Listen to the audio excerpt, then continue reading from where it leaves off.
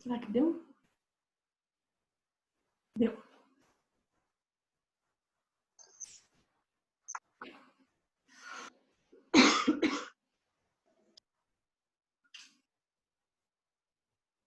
Natália.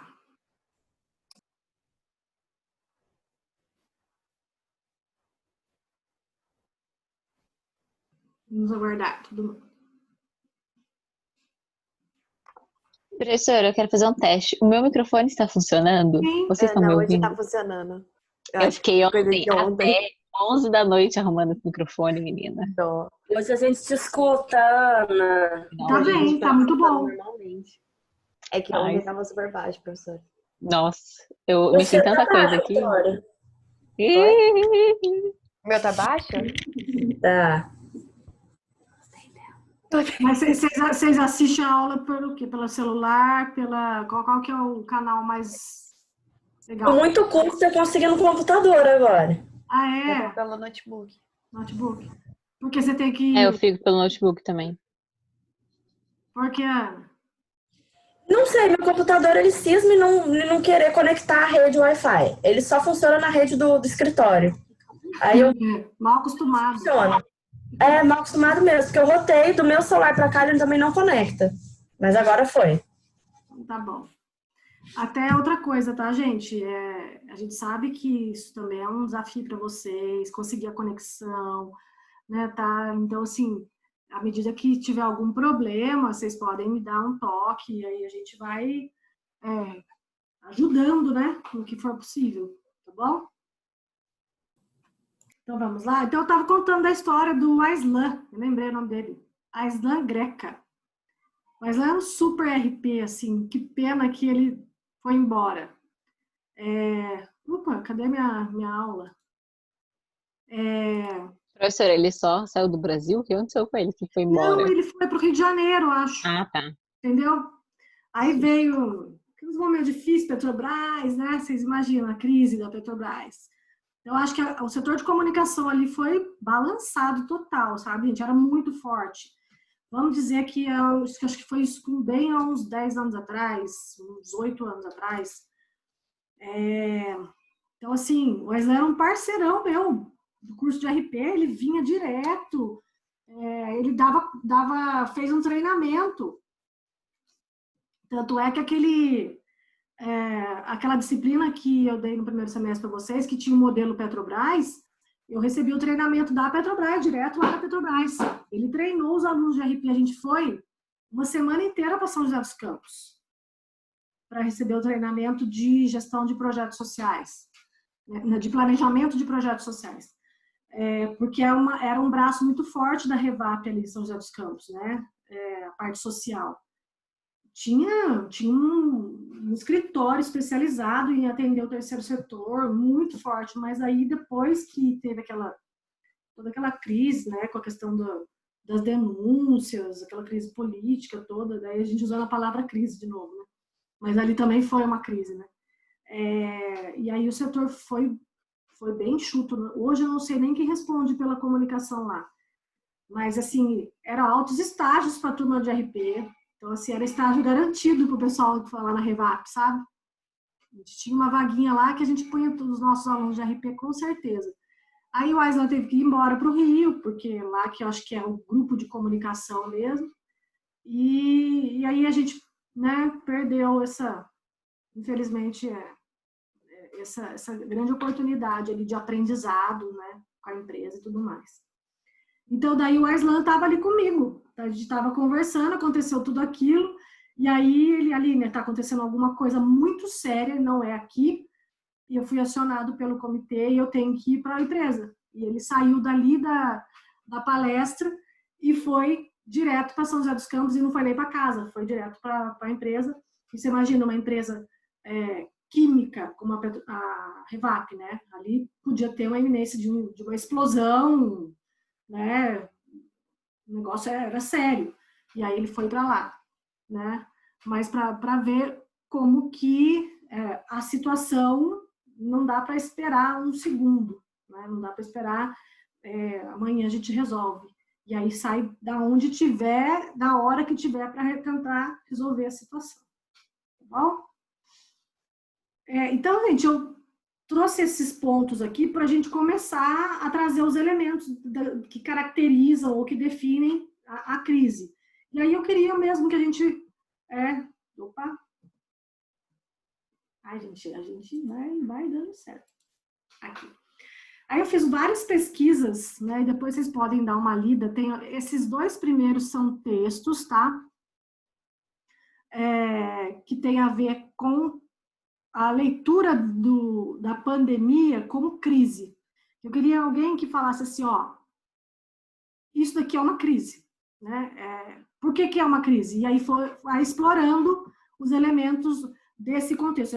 Eu não precisaria nem desse texto, gente, porque tudo que a gente falou aqui, nesses itens aqui, a gente viveu e vive, né, nessa situação que estamos, né, vivendo, né, que estamos passando, tá? Então, assim, é de fato uma situação muito problemática, uma situação negativa, né, que mudou a nossa vida, que provoca comoção, que causa desestabilização, prejuízo, desvia o nosso foco, altera a rotina, foge do controle. Ó, tudo que a gente listou aqui, isso aplica-se para a vida das empresas, para a vida do governo, tá? E para a vida das pessoas. Então, assim, por que ela é uma grande crise? Porque ela não está limitada a um ambiente só. Aconteceu lá dentro da empresa X. Então, a crise é dela.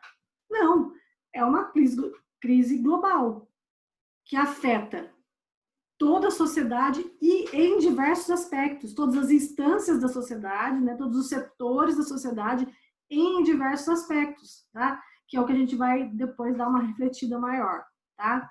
E aí, gente, eu achei uns vídeos legais. Bom seria a gente poder assistir esses caras falando, assim, sabe? Aí eu adoro os que trazem aquela leitura crítica. E eu já pensei até na Mavi, aqui, ó, Mavi, tem um vídeo que fala assim, é a crise do capitalismo, isso estava sendo previsto, isso ia acontecer. Então, assim, tem uma coisa que é teoria de crise, que fala assim, ela vai acontecer. Então, assim, isso que está acontecendo agora já está previsto pelos especialistas. Eles só não sabiam o que ia desencadear todo esse problema, tá? Então, quem desencadeou, quem detonou essa crise social, política, econômica, foi um vírus. Olha que louco. Né? Então, assim, será que os governos, nas lideranças mundiais, pensaram nisso? Que tem teorias também que falam que esse vírus, esse poderoso vírus, né, também já era algo previsto que ia acontecer. Eles só não sabiam quando e qual era, mas que ia aparecer. Isso por conta de uma série de situações, né, de exploração do habitat, dos animais, da fauna, da flora, dessa interferência humana no planeta. Isso era alguma coisa também que, para os especialistas, era alguma coisa previsível, tá?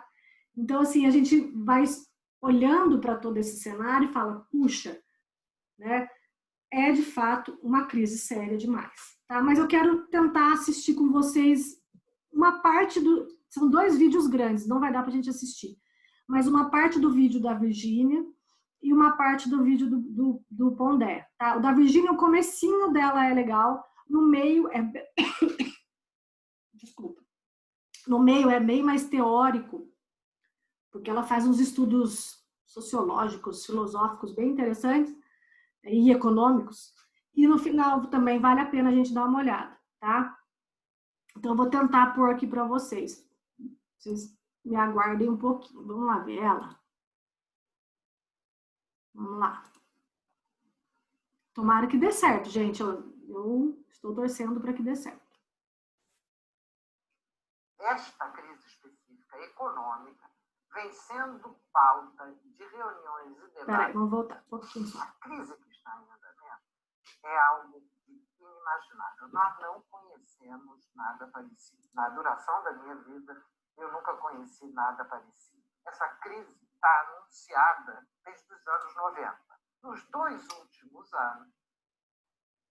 Vocês acham que vai rodar? Se eu fizer com a tela aberta?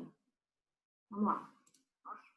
Esta crise específica econômica vem sendo pauta de reuniões e debates entre os economistas do próprio capital. O que não se sabia é qual seria o detonador dessa crise. E o detonador dessa crise foi um vírus. Gente, quem gosta dessa Boitempo aí é muito legal, viu? É uma Altos temas. satisfação estar inaugurando essa coluna na TV Boitempo. A Boitempo é uma casa de amigos e amigas, onde tem pessoas com quem eu tenho uma excelente convivência e, além das pessoas, temos os maravilhosos livros, né, que são pessoas eternas. E os livros da Boitempo, É uma editora. São livros maravilhosos. Então, vamos ao nosso tema de hoje, que é crise capitalista ou crise coronavírus. Lembro que capitalismo é um modo de ser crítico. E é um modo de ser crítico de uma maneira muito estranha e muito diferente de tudo que houve anteriormente na história. Historicamente, as grandes crises sociais se davam por escassez, por falta de comida, falta de condições, etc. Na atualidade, a sociedade capitalista promove crises por excesso de capital, excesso de centralização e de concentração de capitais, o que faz com que eles não consigam impor o volume de lucratividade que esperam, pretendem e precisam para sobreviver na concorrência intercapitalista, e em algum momento, feito um castelo de cartas, uma parte dessa acumulação que não é mais capaz de se aprofundar pela extração do sangue vivo do trabalho, desaba. E quando uma parte desaba, todo o resto vai desabando na sequência. Então, lembramos de cara, e é sempre fundamental não esquecer que capital é uma relação social, é uma relação de apropriação privada por determinados grupos sociais, tanto das riquezas naturais, terra, minérios, florestas, etc., águas, quanto da riqueza produzida. E o minério é a riqueza produzida, né? Enquanto está na terra, ele é simplesmente uma riqueza natural. E a riqueza, essa riqueza produzida, ela é posta, ela é novamente recuperada por esses proprietários e ela é colocada crescentemente como forma de produzir mais riqueza para o capital. E a mais riqueza para o capital é sempre trabalho excedente de massas e massas e massas de trabalhadores, trabalho enorme em jornadas enormes e piora, portanto, a condição de vida dos trabalhadores enquanto cresce o capital.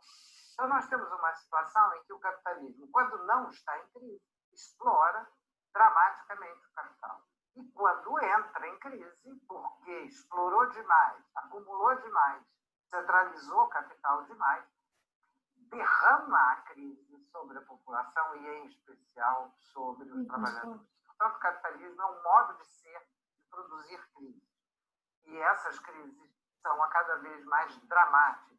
Ora, o que acontece? Gente, só para fazer um comentário. Por exemplo, por que o capitalismo aqui é tudo... Não, isso não é a... Queria que vocês entendessem que eu não sou especialista para essa leitura, tá? Isso é filosofia, sociologia, mas é só para poder a gente amarrar. Por que nas empresas acontecem tantas crises? Por conta dessa dinâmica de exploração mesmo, né? Porque é o trabalhador que está... ele que vai sofrer acidente, né? Ele que vai... A empresa que, para querer aparecer demais ou tentar vender seu produto, ela pode extrapolar na ética e aí ela exagera nas relações econômicas, nos contratos, tudo para buscar esse excedente que o capitalismo pede. Tá? Então, quando a gente for ver as tipologias de crise, na próxima semana, nas 2 próximas semanas, a gente vai entender que, assim, o que sustenta o erro, porque a crise é um erro, é uma falha no processo, é a busca incessante pelo lucro, né? Por dar certo, por ser líder, por vender, então tem que trabalhar muito. E aí o funcionário vai lá e se machuca. A empresa não estava preparada para, não percebeu que tinha um erro ali no maquinário, porque tamanha era a necessidade de produção. Tá? Então, assim, essa leitura que eu queria que vocês trouxessem antes, né? Então, e que pode se adequar à nossa aula agora, nesse momento. Porque a gente vai olhar para as crises das empresas, né? Como relações públicas principalmente. Tá? Mas a justificativa está nessa leitura sociológica que a Virginia Fontes, que é uma pensadora, está trazendo para a gente. Eu vou ver se eu adianto um pouquinho mais, só um pouquinho mais a fala dela. É que garantir os lucros, garantir que o capital continue tendo lucros, custa muito caro para a população, custa caríssimo. Para ter uma ideia das proporções, a Oxfam, que é uma entidade ecumênica, produz anualmente um relatório sobre a desigualdade social. E no último relatório da Oxfam, que foi feito em 2020, em janeiro de 2020, antes da pandemia, portanto, a Oxfam dizia, no relatório dela, que existem 2.153 bilionários em dólares, é claro, no mundo. E esses 2.153 bilionários possuem uma riqueza maior do que 4,6 bilhões de pessoas. 4,6 bilhões, isso é 4 bilhões e 600 milhões de pessoas. Então, nós vivemos um período em que a centralização e a concentração de riqueza tem sido absolutamente impactante.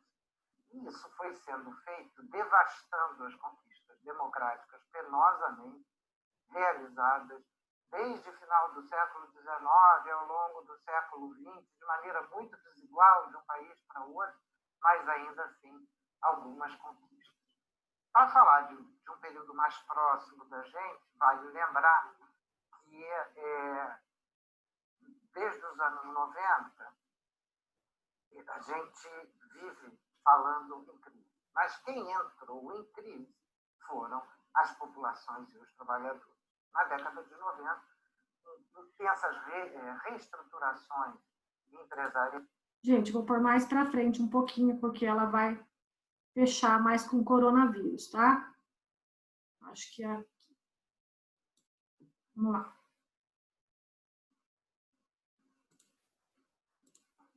E um gotejamento para o andar de baixo, para os mais vulneráveis, para as populações, de maneira a sustentar durante o período pior, para, na sequência, cobrar o preço do que foi dado para o capital para essas populações que tiveram apenas o gotejamento.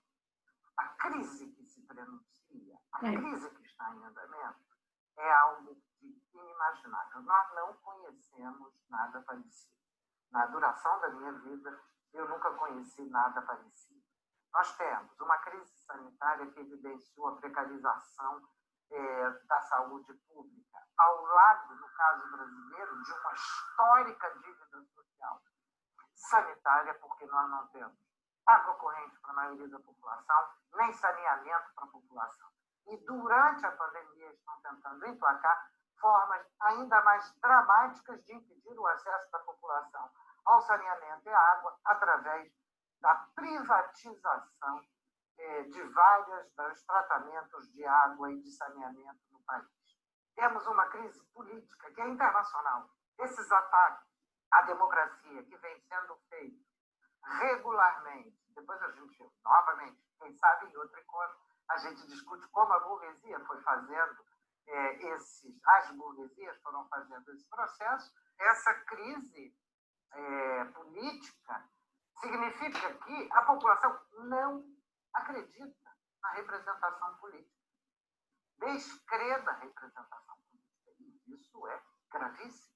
é seríssimo. Não é uma questão só brasileira, é uma questão internacional. No caso brasileiro, isso nos conduz a uma situação de protofascismo, que também começa antes da pandemia, mas que nós vemos os efeitos na pandemia, que é a desqualificação da ciência, é simplesmente o desprezo pela vida humana, o desinteresse total por, de fato, liderar um processo de cuidado com a população. É zero o cuidado com a população e, ao contrário, nós estamos vendo, nós já estamos em mais de 50 mil mortos na data de hoje. Temos uma crise educacional em curso, terrível e dramática, ela também é internacional, mas também, no caso brasileiro, ela é escandalosa e impactante. Possivelmente, isso significa um aprofundamento do fosso da desigualdade, tanto no acesso à educação quanto nas condições de exercício, do exercício escolar em todos os níveis, do pré-escolar até a universidade. E, para concluir, a crise econômica, que já estava em curso, mas que agora aprofunda ainda o desemprego, que já vinha sendo aprofundado, no caso brasileiro, desde o golpe de 2016, mas que se aprofunda agora no mundo inteiro. E em condições terríveis, mas que não atinge igualmente a todos. Atinge desigualmente no nosso país, sobretudo, mas também em outros países, atinge mais duramente, mais dramaticamente os mais vulneráveis, aqueles trabalhadores que já estavam sem direitos. Negros e negras, especialmente no caso brasileiro, e as mulheres em especial, mulheres negras, mas também as demais mulheres trabalhadoras, cujas condições... Gente, o debate dela, né, tá claro, né, qual que é a leitura que ela tem, né, de sociedade, mas assim, é um debate duro, né, que não questiona só o coronavírus, mas questiona um sistema que agora, né, é aflorado por essa situação, um sistema muito desigual que é aflorado por essa situação. Vamos pegar só o comecinho da fala do Pondé, tá? Porque para a gente não ficar muito tempo aqui no vídeo, mas é interessante o começo também da reflexão dele, tá? Isso aqui foi uma entrevista, né, que ele está participando aqui. Vamos lá. 2019, a partir um pouco da... Bom, nós já conversamos aqui com psicólogos, com médicos, nutricionistas, educadores físicos, enfim. Vamos agora refletir sobre tudo isso que nós estamos atravessando, né, com essa pandemia do Covid-19, a partir um pouco da filosofia também, né? Vamos tentar organizar um pouco o pensamento. Nós estamos na ponta da linha também com imagens, um cara muito atuante no campo do pensamento, né? Não se esconde do debate, não à toa, é um dos caras mais lidos hoje no país, que é filósofo, escritor, professor, Luiz Felipe Pondé. Pondé, muito obrigado por aceitar o nosso convite aqui e vamos começar esse nosso bate-papo. Tudo bem, Pondé? Tudo bem. Eu que agradeço o convite, é um prazer. Que legal que os ajustes deram certo aí, tenho certeza vai ser muito legal esse papo. Ô Pondé, para a gente conversar essa nossa conversa, eu quero entrar um pouquinho depois também no campo da filosofia, enfim, mas se você tivesse que explicar para alguém que acabou de chegar na Terra, né, ou alguém que estava num sono muito profundo aí, de alguns meses, o que a filosofia explicaria sobre esse momento que a gente está vivendo, sobre tudo isso que está acontecendo? Pondé, se é que dá para dar uma explicação, cara. Eu acho que eu diria três coisas primeiro. A primeira delas é que está acontecendo uma coisa que já aconteceu várias vezes na história da humanidade. Pragas. Primeira coisa. Né? Portanto, que não é, na história da humanidade, uma coisa nova. 2, a consequência disso é um sentimento invasivo da nossa fragilidade.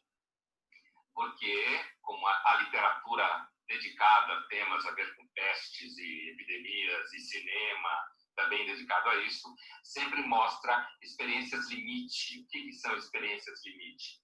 Eu acompanhava aqui com vocês agora a cena do Papa Francisco, né? Em que vocês falavam que ele teria falado do abuso da busca do lucro e do descuido com a vida humana e com os limites, e as orações pelas pessoas que estão na linha de frente. Então, esse é um exemplo, quer dizer, o Papa Francisco está lembrando que essa é uma situação limite, e em situações limites, como em filmes americanos, os personagens sempre identificam o que é fundamental e o que não é fundamental. Você é obrigado a fazer escolhas de prioridades. Então, essa é a segunda coisa. Uma exposição aguda à nossa fragilidade, à nossa precariedade e como a gente precisa aprender a ser mais humilde diante da nossa arrogância em todos os sentidos. No caso do Papa Francisco, ele falava do lucro. E a terceira e última coisa que eu diria para essa pessoa que acabou de acordar, um alienígena, sei lá, é que nessa hora a gente precisa pensar em várias frentes. E não é uma frente só, né? Entre elas, eu diria, o tema epidemiológico, construir conhecimento científico enquanto o processo acontece. É isso que deixa as pessoas, às vezes, um pouco desorientadas, porque a gente espera que alguém venha com uma cartilha dizendo, olha, faça isso, isso, isso, isso. Não. A ciência está aprendendo à medida que a epidemia avança. E isso tende a produzir em nós um certo sentimento de desorientação que é normal. Você não é maluco se você estiver se sentindo um pouco invadido, por isso estiver se sentindo um pouco desorientado. Isso faz parte de uma reação normal. Outra coisa, também nesse terceiro ponto e último, é assim, esse quadro envolve várias frentes, né? Então, uma das frentes que ele envolve é que, ao mesmo tempo em que se combate a epidemia do ponto de vista médico, do ponto de vista epidemiológico, do ponto de vista sanitário, né? Você também precisa pensar em soluções econômicas que atenuem a agonia econômica, porque a agonia econômica ela tem que ser o mínimo atenuado, assim como as mortes, porque medicina custa dinheiro, custa caro. Então, se ao mesmo tempo o governo tem que pôr a mão no bolso, né, como a gente está vendo essa discussão no mundo inteiro, ao mesmo tempo as pessoas precisam buscar fórmulas de atenuar o sofrimento um dos outros. Significa diminuir custo, né? Recentemente apareceu aí nas redes sociais a tentativa de se ajudar restaurantes agora com vouchers que depois você pode vir a usar para fazer com que os restaurantes demitam menos pessoas. Então, você tem frente médica, você tem frente social e tem frente econômica. Legal. Pandaí, eu quero voltar para o campo da filosofia já, mas eu... Gente, vamos voltar para a gente... O assunto é muito legal, depois se vocês quiserem continuar assistindo, acho que vale a pena, tá? Porque valeria só isso valeria para o nosso debate, né? Para poder a gente olhar de uma maneira crítica, mas também assim conceitual de tudo que a gente está vivendo, né? Fazer uma leitura um pouco mais dentro da nossa disciplina, já que não tem jeito a gente falar uma disciplina de crise, de gestão de crise, e não analisar a situação que a gente está vivendo, né? Eu acho que tem muita importância para a gente nesse momento, tá?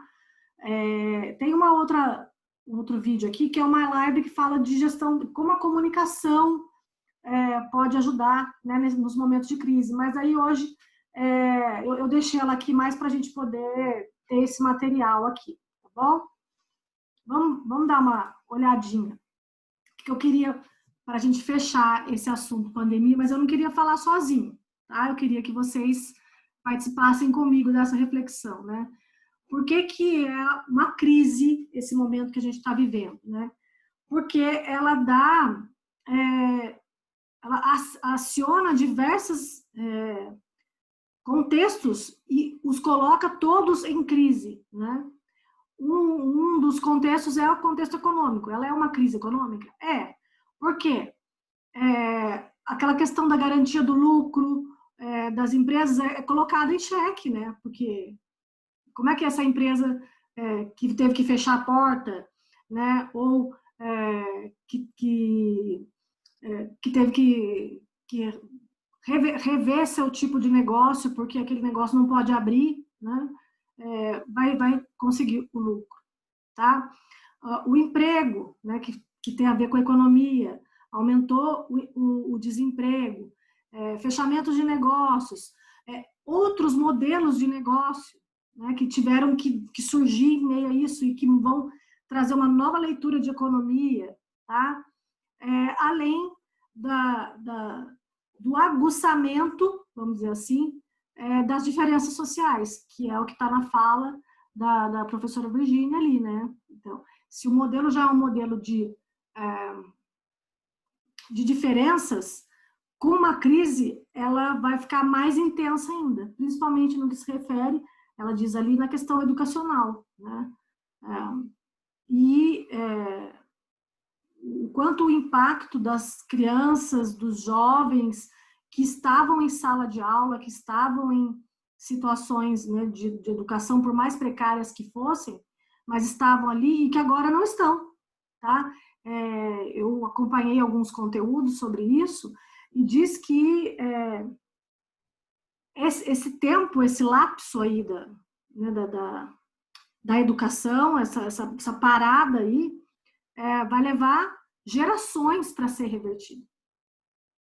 Então, assim, talvez a gente não sinta, porque todos vocês estão tendo acesso a uma rede de internet, a um computador ou um notebook, e estão, de uma forma ou de outra, acompanhando uma informação que, se a gente não tivesse agora, que provavelmente você nunca estaria refletindo isso. Tá? Se eu não tivesse com vocês, isso talvez passaria batido. Isso é conhecimento que a gente está adquirindo, né? Mas isso faz de vocês algo além do que vocês eram há 30 minutos atrás, né? Então, isso é positivo. E quem parou e não conseguiu voltar, né? E quem não tem condições de estar aqui acompanhando? Essa perda é uma perda séria que depois não é retomada, gente, né? Não é retomada. Então, em educação o alargamento dessa diferença mesmo, da escolaridade, do nível de educação da nossa população, tá? Então, aí você fala, puxa, pessoal, mas ninguém tem culpa disso. Não tem, mas num sistema que já é desigual, né, aumenta ainda mais essa desigualdade, né? Então, assim, nós temos uma crise econômica, nós temos, com a pandemia, uma crise sanitária, porque põe em xeque, né, o nosso sistema de saneamento, o nosso sistema de saúde, tá? O quanto ele vai dar conta, né? Ele vai entrar num colapso, né? Porque a gente não tem os equipamentos ou não tem o suporte de hospitais e de profissionais para atender a quantidade de pessoas. Isso é um caos, né? E que o atendimento não sendo oferecido, você não tem condições de salvar as vidas. E mais, eu acho que eu fiz uma reflexão, coloca essa questão da crise sanitária, fala muito da nossa educação como sociedade mesmo brasileira, né, gente? O quanto a gente vou falar por mim também, talvez eu fale por vocês, a gente é indisciplinado, né? E que isso afeta diretamente nessa crise sanitária. A gente não cumpre com as recomendações, né? É uma crise política, né? Porque uma situação como essa, o governo que toma esse poder de tomar as decisões, no nosso caso especificamente, patinou, né? Continua patinando, e a gente sente que a gente está indo e as coisas vão acontecendo e vai chegar uma hora que vai acabar. E a gente vai pagar o preço que tiver que pagar, né?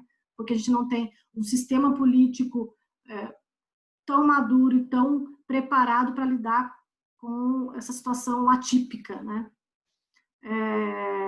E a gente perdeu a confiança no modelo, como ela diz.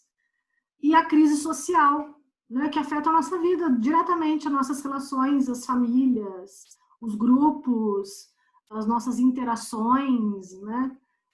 As nossas emoções e as nossas atitudes. Então, assim, é sem precedente. De fato, é um contexto em que afeta todas essas situações. E isso é algo bem excepcional e crítico e amplo. Tá? Eu queria que alguém falasse alguma coisa dessa nossa discussão, alguma opinião que tenha a respeito disso, de ver a pandemia como uma crise. Como é que vocês podem Professora, você falou que a gente tá indo, mas eu sinto assim que a gente sente que tá indo e que vai dar tudo certo e tal, mas eu particularmente sinto que a gente tá indo em direção ao inferno, assim, pra ser bem sincera. É isso que eu sinto, porque é o que você falou, tipo assim, foi ruim no começo, podia ter evitado tudo isso, porque a gente já sabia há muito tempo do poder do vírus, já sabia há muito tempo de como ele se espalhava, e não aconteceu nada para evitar, e agora que espalhou, não tem mais muito nem o que fazer, porque as coisas já ficaram fechadas tanto tempo que já chegou num momento que se a gente não tiver auxílio do governo, as coisas que estão fechadas vão começar a falir, e se a gente, tipo, não continuar a fechar, e se a gente abrir, o negócio vai piorar mais ainda, então meio que parece que não tem escapatória. É tipo assim, salve-se quem puder. Que assim, o ideal era a gente ter um auxílio, mas a gente sabe que não vai ter, nunca tivemos esperança de ter um auxílio real, e aí o negócio desanda e continua desandando até ou lançar uma vacina ou todo mundo no Brasil morrer. Ou, né, ser imune a esse inimigo, né? Então, assim, a gente, de fato, e assim, o que me assusta é a gente estar sendo cobrado, né? No momento que a gente não sabe lidar com tudo isso, e a gente está tendo que dar respostas, né? É muito desafiador, né? Eu acho que tinha que ter gerido a crise lá no começo, mas não geriu, e agora não tem mais como controlar a crise. Eu não sei quem que seria esse que geriria também, sabe? Tem hora que eu fico pensando, quem que será que estava tão preparado? Eu acho que, assim, o mundo é um mundo muito individualizado, de fato, sabe? E acho que a crise está dizendo muito, a pandemia está dizendo que a gente não vive mais num planeta, a gente não vive mais isolado. Né? Se tem um dos aprendizados é que, assim, o que diz respeito a um, diz respeito a todo mundo. Né? A pandemia está dizendo isso. Então, assim, então eu tenho que ajudar, eu tenho que apoiar. Se lá na hora lá tivesse uma energia que pudesse, né, resolver ou conter, não sei, tô divagando aqui, né? Mas não, cada um olha para si para tentar resolver os seus problemas, tá? Gente, essa é uma leitura que eu gostaria muito de deixar para vocês, tá? Para a gente não passar em branco nesse momento e não olhar com um olhar de crise para essa pandemia, tá? Então, o que eu fecho aqui, a frase que está aqui? O quanto o valor da informação e da comunicação é importante nesse momento, tá? Seja para você orientar as pessoas de como proceder, né? Seja para você, né, apresentar seus produtos, seus serviços, porque também você precisa sobreviver. Se você não tiver comunicação, você não dá conta. Né? Seja para o governo, as informações chegarem corretamente, né? Então, assim, desde as equipes que estão trabalhando na área da saúde, então, assim, tudo que a comunicação puder contribuir e ela for bem feita, ela vai ser um elemento de diferencial, com certeza, tá? E nós temos que ser aqueles que podemos olhar, ó, talvez é um aspecto da comunicação que possa ajudar ou que não está ajudando para solucionar algum problema, tá? E crise e comunicação tem tudo a ver, tá bem? Gente, eu queria só dar uma noção de horas. Tá? Isso daqui é um case que eu tenho, que eu sempre gosto, só para a gente fazer uma análisezinha, tá? E a gente vai terminar com essa frase aqui, e provavelmente a gente volta na semana que vem com esse tema aqui, tá? Porque não vai dar tempo de eu falar todo o slide. Esse aqui foi não sei se vocês lembram, vocês vão lembrar. Quando caiu uma tromba d'água lá na Petrópolis, vocês lembram dessa história? E que arrasou, né? Com a cidade, com as chácaras, com as fazendas, assim, foi um desastre natural, tá? Então, assim, como que a gente vai cuidar disso? Foi uma crise de aspectos, né, da natureza. Mas o quanto isso também traz para uma análise que poderia ter sido evitado, muitas coisas poderiam ter sido evitadas se existisse um planejamento, se existisse uma análise daquele tipo de comunidade. Então, assim, toda a prefeitura, né, todo o governo,